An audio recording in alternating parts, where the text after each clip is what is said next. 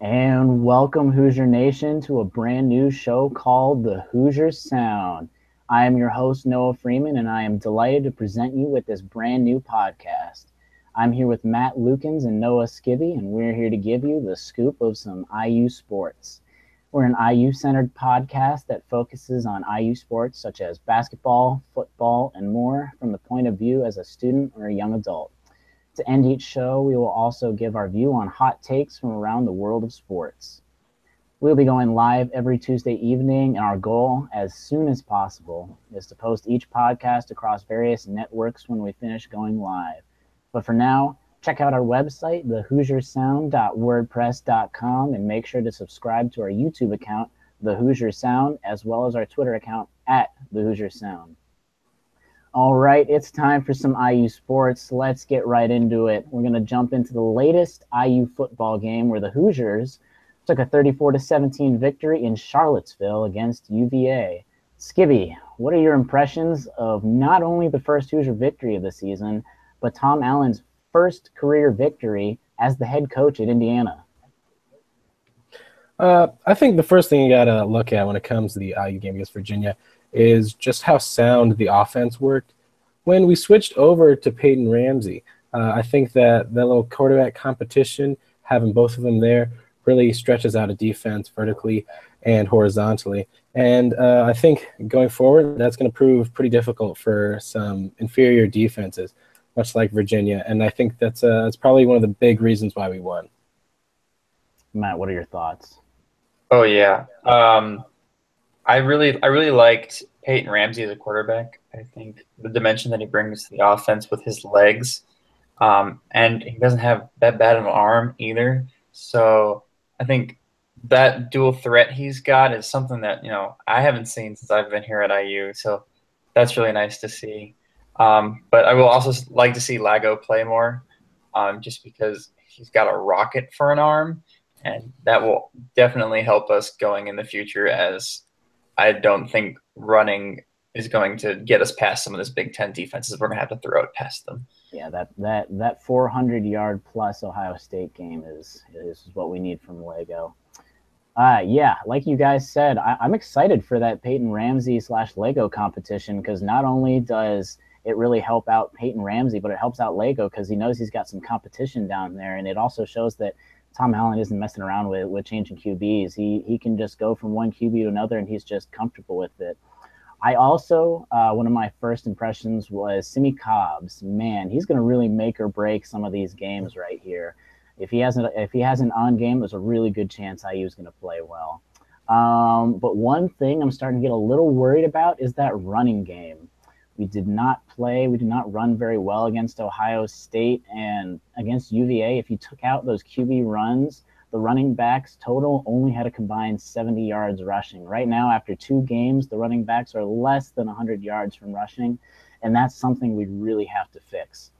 But let's get into a little bit of that offensive segment with Lego and Ramsey. Tom Allen had a little quote. He talked about how that was actually the planned rotation. Like, he planned on rotating both QBs in and out a bunch of times. It just happened that Lego was not doing as his normal self, and Ramsey came in, and then, as we all saw, he did pretty well. He was running the ball, he was throwing the ball, and he just went with it. What are your guys' thoughts about that Lego Ramsey a little more in depth? Well, I think one thing we need to look at is the style of coaching that Tom Allen brings to the football team. Is he's more going to focus on the defense, and he's been very open about how Mike DeBoard has a lot of control of the offense. And if you've looked at Mike DeBoard's past, even last year with Tennessee, Josh Dobbs was basically the center of that offense. He's a dual threat quarterback who could tuck it if he needed to, but he could also stretch out a defense throwing it if he had to. So I think Peyton Ramsey fits more to the style that DeBoard likes, but having the two of them there is going to provide Tom Allen with good options where whoever they're playing next week, they have to not only game plan against one quarterback but against two.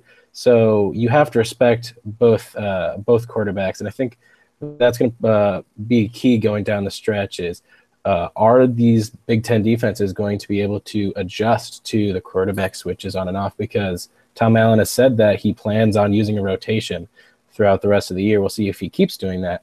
But are the defenses like Maryland, Rutgers, Purdue, some of these bottom seller teams that have been in the Big Ten, are they going to be able to keep up with that dual threat and dual quarterback offense that Indiana is going to throw at them?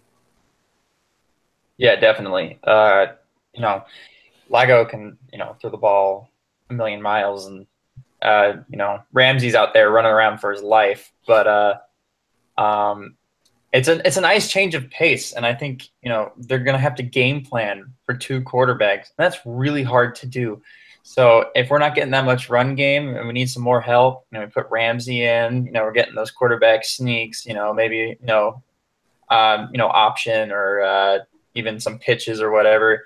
And then with Lago, like if our running game's doing pretty well, which fingers crossed it gets figured out. If it starts doing very well, we can hit Simi on post routes because Lago can throw it wherever he wants to on the field whenever he wants to. So I'm excited about that. I don't know what's up with our run game though. I'm also very concerned about it. 60 yards of running just from the running backs against Virginia, kind of concerning to me. I don't even know how many yards we had against Ohio State, but it was not that many. That's Ohio State, whatever. Like, their defense is absolutely fantastic, one of the best in the country. But still, we're IU. Like, we need to be able to run the ball. That's been our, go-to. Is we've had these fantastic running backs. Look at the NFL. Look, Sunday we had Tevin Coleman versus Jordan Howard in the NFL. Like, those are our guys. Like, we need a running back, and we need to figure that out pretty fast because come Big Ten season, that's going to be, a huge weakness of ours. Yeah, right before we start talking about that running game, I want to just get one last comment in about Peyton Ramsey. The thing that I loved the most out of watching him this past week was just how comfortable he looked. Yeah. When he would drop back and he would look for passes, he was comfortable looking at those passes. When he started to get rushed a little bit, he didn't just necessarily just run away like he was frantic. He was running because he found a hole. He was running to run. He wasn't necessarily just frantic, and he wasn't going to just throw a pass away. He was making good decisions, and he just looked really comfortable in the pocket, no matter if he was passing or running, which is really awesome because that's what some of those young quarterbacks coming in, they just get frantic. Like, they've got those skills, but they've just got to use those skills and have better judgment. But I really like Ramsey's judgment. But yeah, going back to that running game, do we think there are a couple things that this running game, the lack of running game that could be happening from? Do we think it's the offensive line? Do we think the offensive line isn't as strong as it was last year? Do we think maybe the running backs aren't as good as we've had recently? Do you think it's really the play calling? What are your guys' opinions? Is it one of those three? Is it all of those three? Why do you think this running game so far has not been normal IU running style? I think it's a good combination of them all. I think one thing we also need to look at is the difference in offense that from this year compared to last year where Kevin Wilson was running it. Kevin Wilson was a great recruiter when it came to offensive linemen. Year after year, you're getting guys that are going in the first couple rounds of the NFL draft, and they're on NFL teams right now, where Tom Allen's main recruiting aspect so far in his first year has been defense. So I think that's a big part of it. But also, I think to your point, where we just don't have as good of running backs as we have in the past. Jordan Howard, Tevin Coleman, Divine Redding. These are guys that could pound you in the middle, or in Tevin Coleman's case, just run around you, and they're having success, as Matt said. Where two of them were playing against each other on Sunday in the NFL. So I think right now it also doesn't help us that Tyler Nady is out with injury right now. He should be back, and I think that's going to help us a lot because even last year the man's a giant. He can just run it straight up between the tackles. And so I think that'll help us, but it's just a combination of a lot of different things that hopefully is going to get better with time. But for right now, it's a little worrisome as we're heading into the Big Ten season. But these are still Kevin Wilson's offensive linemen. Tom Allen hasn't been able to recruit yet. So what do you think? Why do you think these offensive linemen still haven't been able to mesh yet? You know what? I'll take that one because I think I know exactly what it is. It's the new offensive system. I think they're trying to get used to it. They got new blocking schemes. They've got, new running backs because they're missing the running back from last year that they've been working with. So I think, just a combination of that might be throwing it off, not giving any excuses. Like, I've had all summer to work on this, but I think we'll be fine. I think we'll figure it out. I think once Tyler Natey comes back, to your point, Noah, I think we'll be pretty set. But I am slightly concerned that maybe it won't. So I'm not going to give a definite answer that it will or will not be fixed, but I wouldn't be absolutely worried. I have complete trust in Mike DeBoard. Yeah, I think Ramsey's running game is going to help kind of start a lot of that. So I hope that's kind of how they can kind of kickstart that. Let's move on to the defense. Obviously, some of our top players, Fenton Scales, are just having some incredible weeks. What have you guys been seeing in them these past 2 games? Well, Rashard Fant is might be first team All Big Ten at this pace. He's been going up against Ohio State and he got burned a couple times, but Virginia, he was shut down. I mean, play after play after play, they tried to throw to him and he would, make sure that receiver was not going to catch the ball. So I think he's been playing excellent. Tigray Scales is a monster. And if he can, if our offense could, stay on the field a little bit longer and keep him, from withering out by the end of the game, I think he would have given Ohio State a better shot because I think our defense was just shot at the end of that Ohio State game. And that's why we got the big plays, and those are just soul crushers, those 80-yard runs and screens and passes or whatever. So I'm really excited about those two. I think that they can do really well. I think Tigray Scales could have a chance to get first team, second team, All-American honors if he keeps playing the way he does. I don't think that's out of reach at all. So I really like the way our defense has been playing. I love how some of the younger players as well have been stepping up and making some big plays.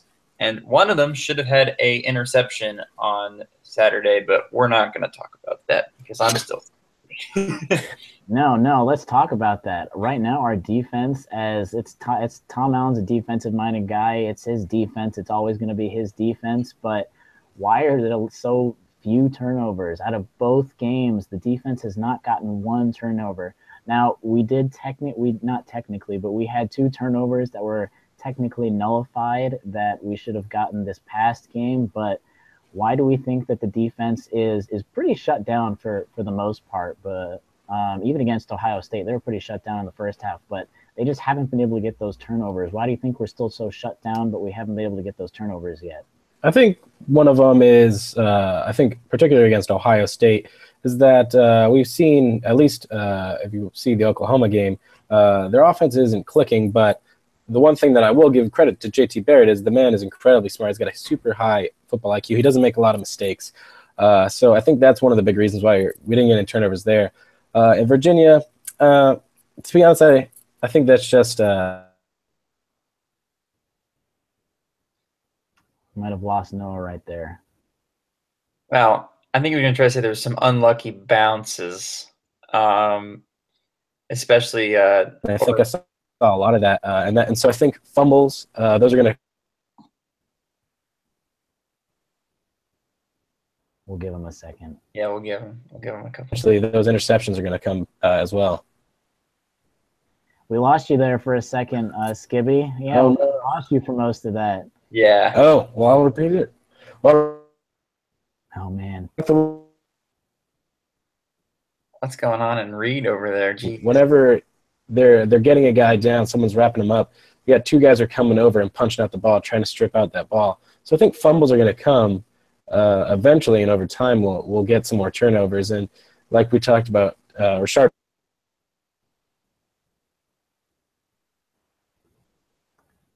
Sorry, folks, we're having some. The rest of the secondary, we can start getting some interceptions, and I think that's just going to come in the coming weeks, especially since we have lower quality. We might have just completely lost him, folks, but that's okay.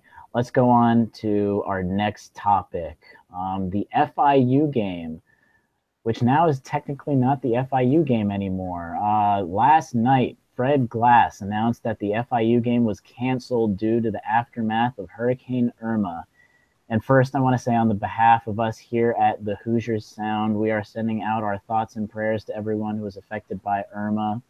We really hope everyone's going to be safe and that everyone's going to have a speedy recovery down in Florida and in the southeast area.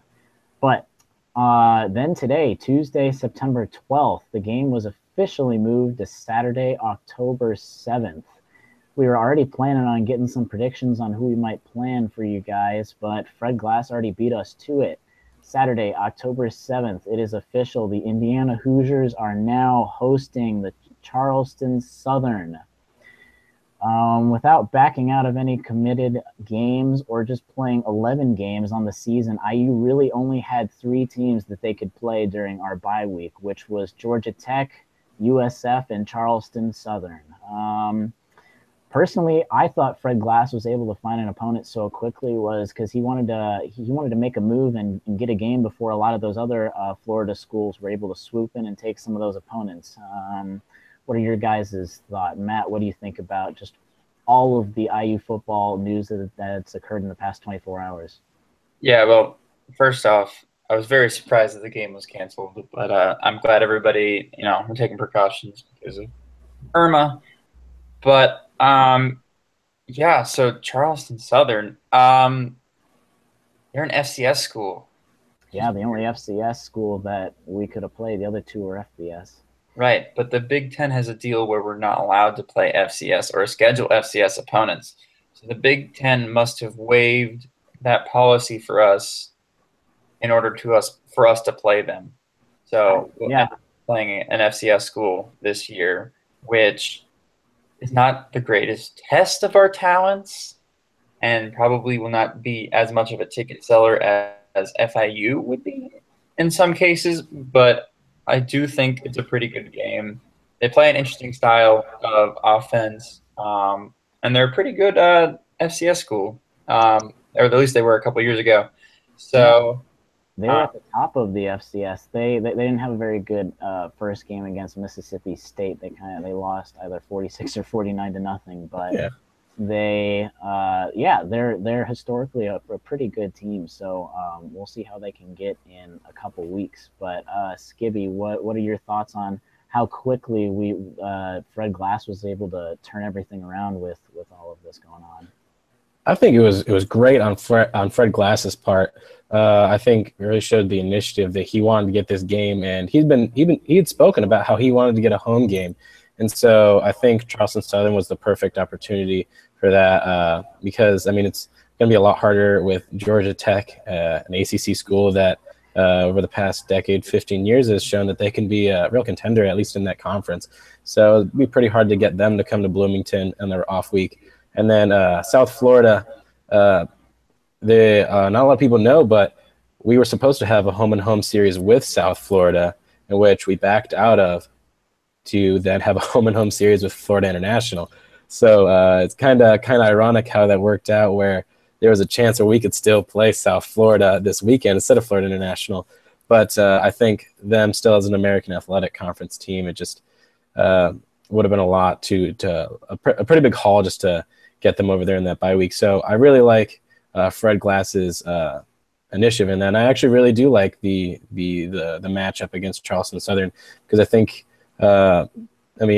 fingers crossed, I'd say 99% chance that IU should walk away with a win from that game. And I think that that kind of goes with the way that he's been scheduling non-conference opponents to get us hopefully to 3 wins before we get to Big Ten play. So I really like the way that Fred Glass went ahead and got that for these other teams affected by the hurricane could pounce on teams like Charleston Southern. Yeah, I agree. It's also it's hopefully like we're talking about, hopefully a nice stat to pad that chance to get into a bowl game.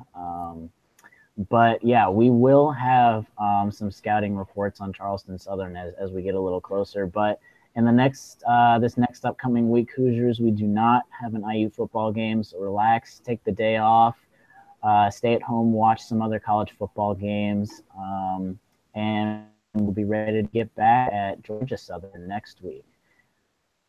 Some IU basketball. Basketball is getting closer and closer to heating up. IU recruiting, guys. Yesterday, we got the pick wasn't surprising, but the timing was pretty surprising. Jake Forrester. Matt, give us your thoughts on our brand new commit. All right, Jake Forrester. He's a 6'9", 6'10" power forward, depending on which site you look at. And he's super, super athletic. Like, that is the first thing when I watch tape on this guy is literally he's a freak. Like, he can really dunk the ball. He can really dunk the ball. So when he comes next year, Hoosier Hysteria dunk contest, I'm looking at you. You're throwing down some cool stuff there. So I'm really excited for that. If anyone goes and watches any highlights on Jake Forrester that are out right now, no joke, probably 90% of his buckets are dunks. Yeah. It's incredible. But on the other 10%, he did seem to have a nice fadeaway mid-range game. And he can hit a couple of corner threes. Now, I don't know if that's going to translate to college or not, but if that does, that's awesome. Which means he's kind of like spread the floor. It's really nice. We need that. The other thing that I thought about him is his defense and his rebounding. Second thing, he's just a ball of energy, constantly going after boards. If the ball is on the floor, he's gonna be the first person, diving for it. I love that.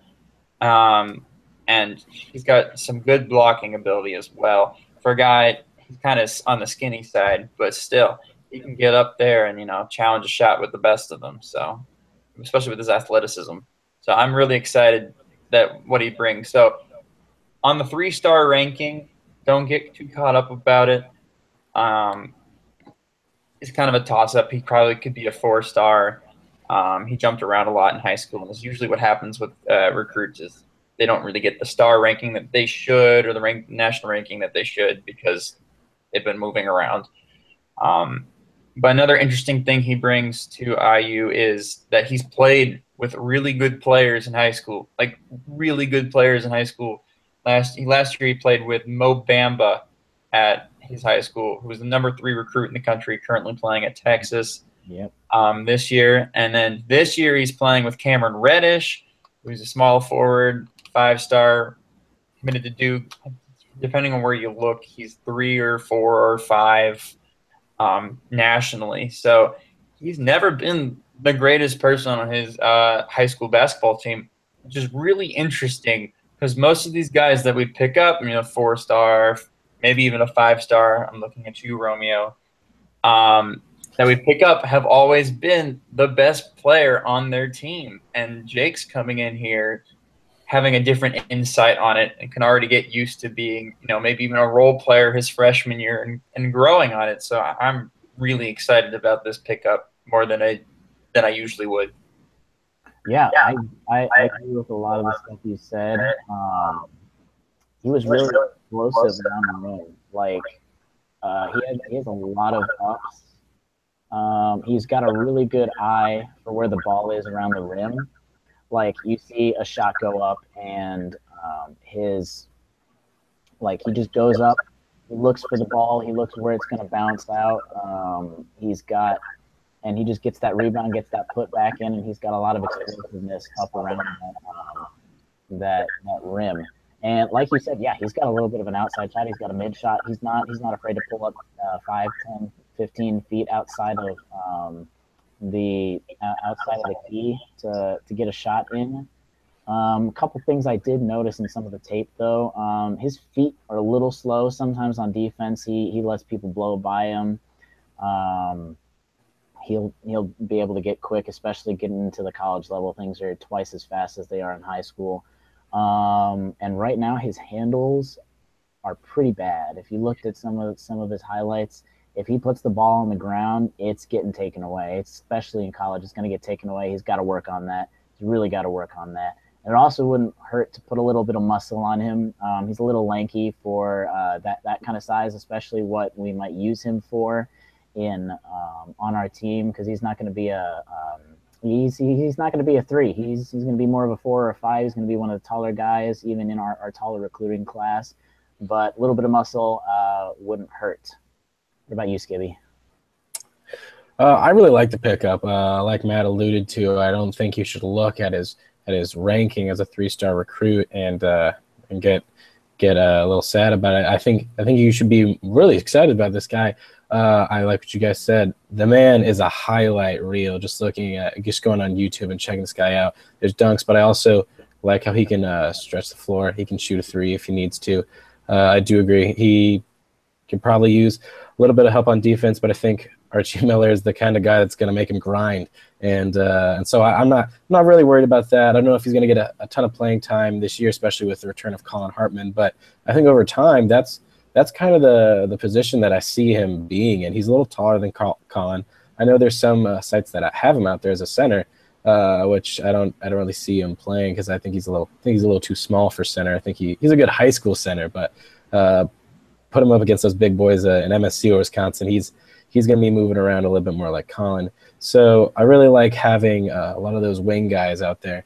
Archie's done a great job recruiting that, and we're really deep at that position. So I really like the pickup. It's just adding more guys, adding more athleticism, and I think that's what he talked about in his opening press conference. He wanted to be a very athletic, a very fast team, and you can see it from the first few guys that he's gotten to commit that he wasn't kidding about it. He wants these really fast guys that are going to book it up and down the floor.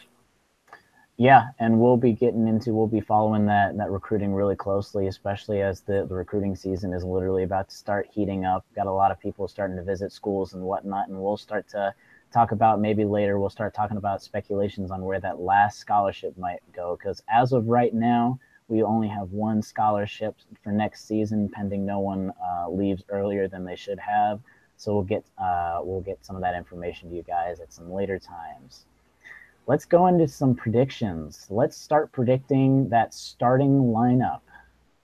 Personally, I think at the point guard, it might change. This is all going to be starting at the beginning of the season, not the end of the season, just at the very first game who we think might be at these 5 starting positions. Point guard, I don't see how you can't go past Newkirk. He was, people kind of had him, people gave him a little more flack than he deserved last year. He was, he had a few mistakes, but he knew how to facilitate the ball. Everyone was kind of comparing him to Yogi Ferrell. He's not Yogi Ferrell. He wasn't supposed to be. He was just supposed to be that nice facilitator as a point guard. And I think he's going to get that veteran leadership starting right at the point guard spot. I wouldn't be surprised, though, if Devontae Green or Curtis Jones might come up behind him. But right now, I think point guard goes to Josh Newkirk. Shooting guard, I think it's good. I don't think you can go anywhere past Rojo. There's not really anyone close to him right now. He's going to be the soul of this team.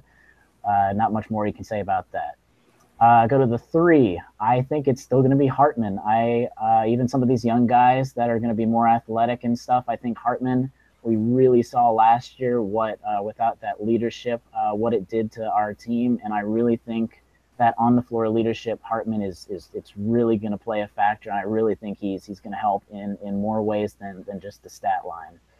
Power forward, Juwan, no brainer. Center, Deron Davis, another no-brainer. Those are big guys. They're going to be the top of our team, making us or breaking us. Let's see, Matt, who did you have in your starting lineup for week 1? See, for week 1, I had Josh at point guard, of course. I actually think he improved as the year went on last year. I think he was a little shaky at first, but I think he actually might fit very well into what Archie's trying to do. Try to explain that he wanted athletic people. Josh, his nickname is Boost. So if that gives you It is. Mm-hmm. a little athletic and slashing and getting to the basket, Josh can both jump and is super fast. And he's got pretty good handles. So I think getting to the basket and getting fouled will be Josh's what puts him above maybe Devontae Green or Curtis Jones because he's pretty good at that already. Of course, shooting guard, can't go wrong with Rojo. But I do think he'll see some time where maybe Rojo gets moved to point guard, or vice versa, and we maybe go with a bigger lineup and put maybe Clifton in at power forward, and we have 2 power forwards in at one time. So that'll be a little interesting. I think we could go big.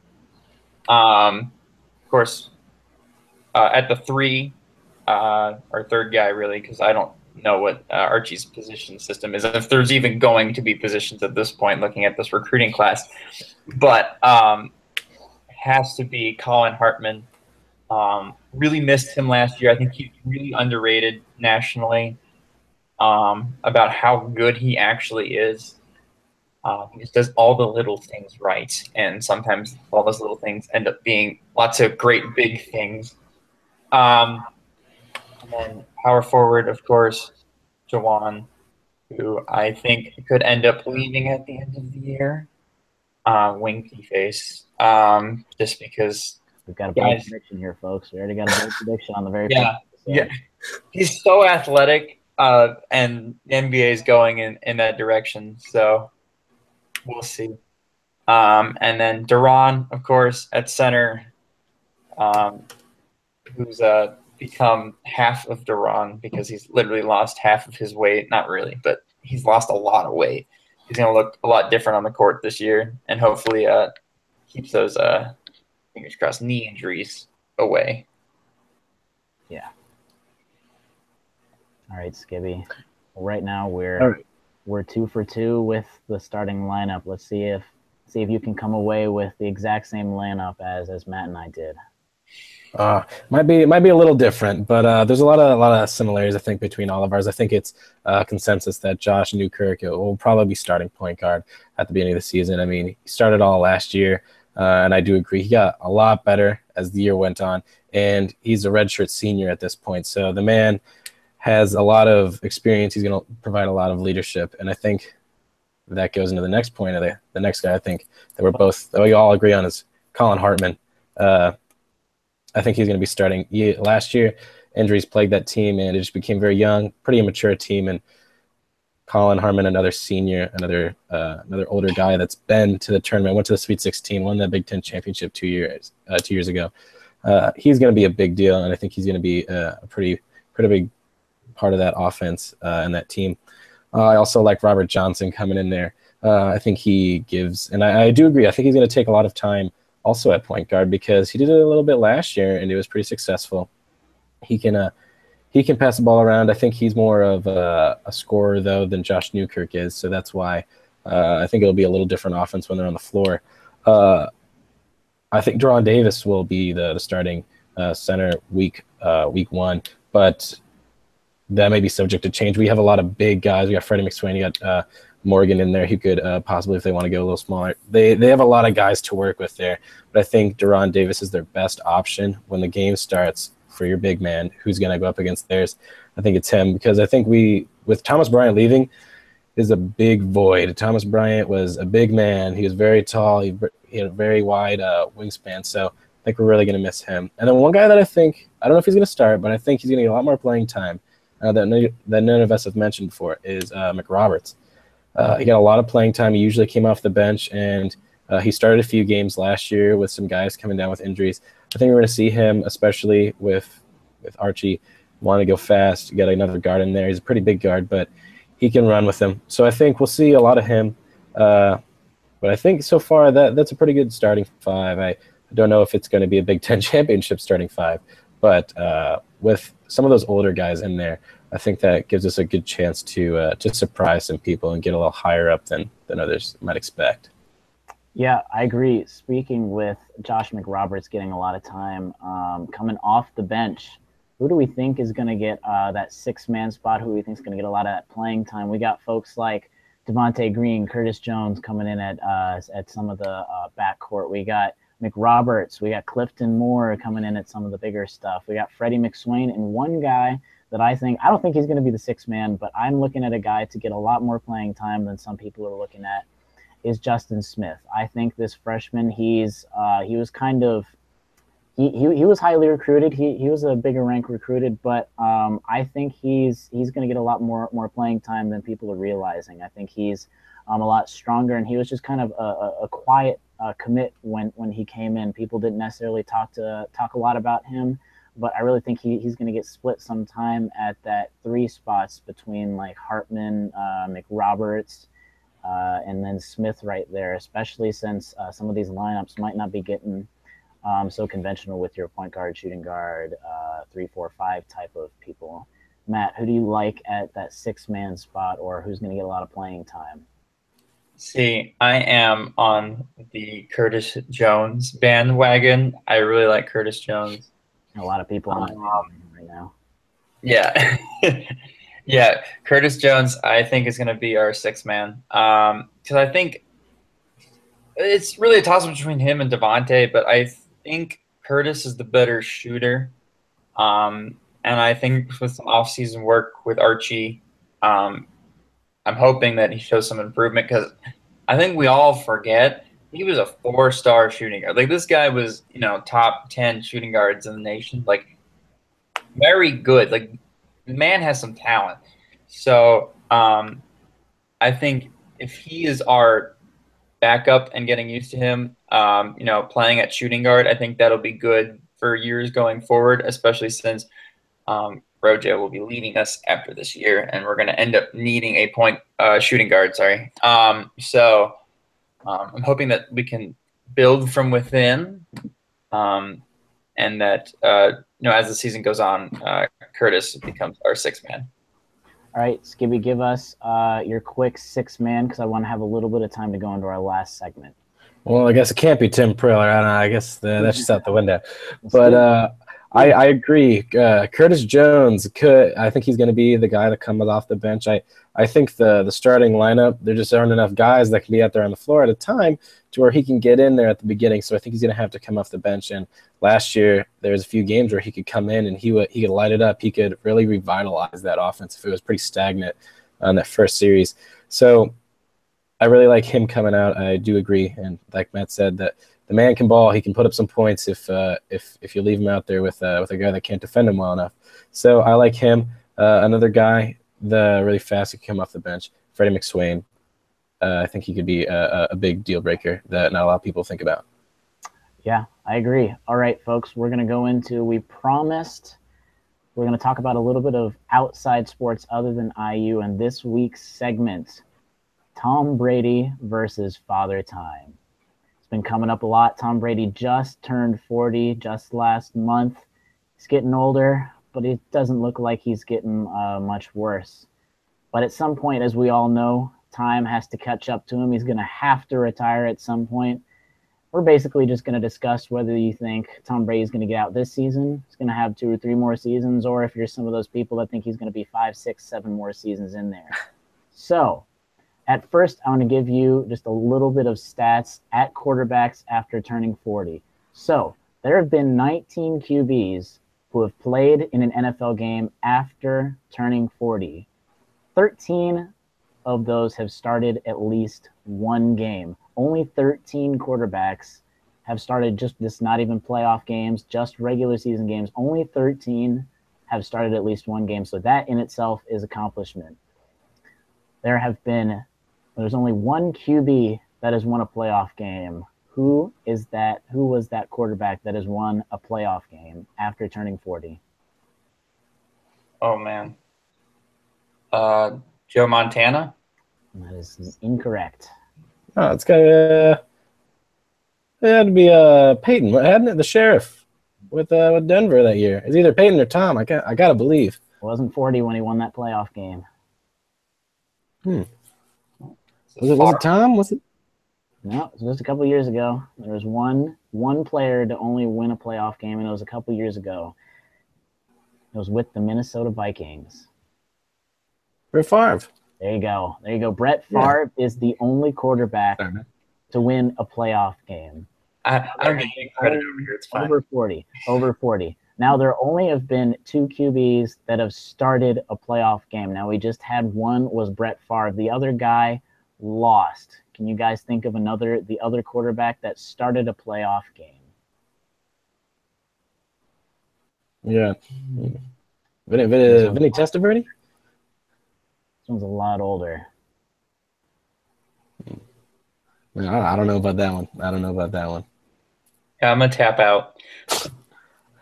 Folks, I didn't give them a heads up on this, so I literally just put them on the spot. It's Sonny Jurgensen. Sonny Jurgensen had started a playoff game, and he ended up losing that playoff game. But otherwise, there have only been 2 quarterbacks to start a playoff game, and only one has won a playoff game. Now, I really do think Tom Brady is going to shatter all of these 40-year-old quarterback stats. He's looking incredible. He's taking care of his body so much more than anyone else has, just all this technology and stuff like that. But I do not think, I'm not in that camp that he's going to play another 5-6 years. I even think 2 to 3 years is realistic, but starting to be on the longer edge. You look at last game against the Kansas City Chiefs.